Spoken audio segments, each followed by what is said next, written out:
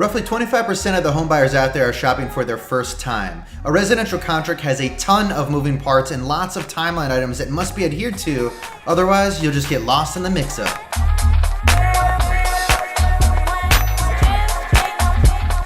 Whether it's your first, second, or 1200th time buying a property, it can be stressful. There are a lot of nuances to a contract that if you have no idea what to expect, it can really put you in a bad spot. So today I'm just going to share a few of the key milestones with you so you have a general idea of what to expect during a transaction so you're a little bit more prepared. Milestone number 1, and the most important milestone, is known as the effective date.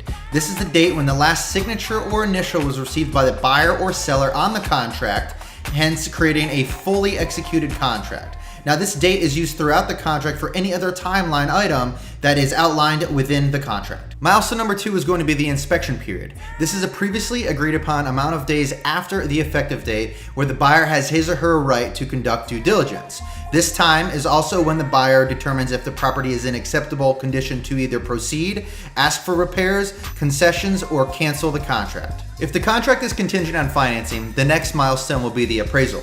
I like to look at the appraisal as roughly around the middle of the transaction, and once you get to the appraisal, it's a lot of work up there, but it gets nice and smooth, or should be, post-appraisal. The next milestone, if contingent on financing, is the buyer's loan approval. Now, the contract automatically defaults at the 30 days from the effective date for the buyer to obtain his or her loan approval from the lender. And the last milestone we'll discuss will be the final walkthrough and the closing date. Now, the final walkthrough can be conducted within 24 hours of closing or on the day of closing prior to the closing time. Now, this is the time when the buyer walks through the property to determine if all the items of personal property are still on the property and that the seller has maintained the property outlined in the maintenance standards of the contract.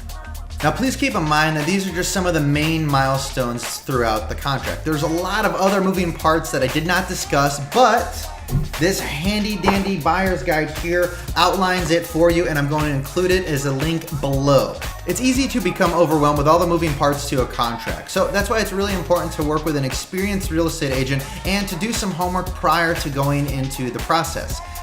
Everything can help. There's lots of information on the interwebs. The buyer's guide that I'm including below is going to be extremely helpful. And if you have any questions, you can always ask me about the process, and I'd be more than happy to share some of my knowledge with you.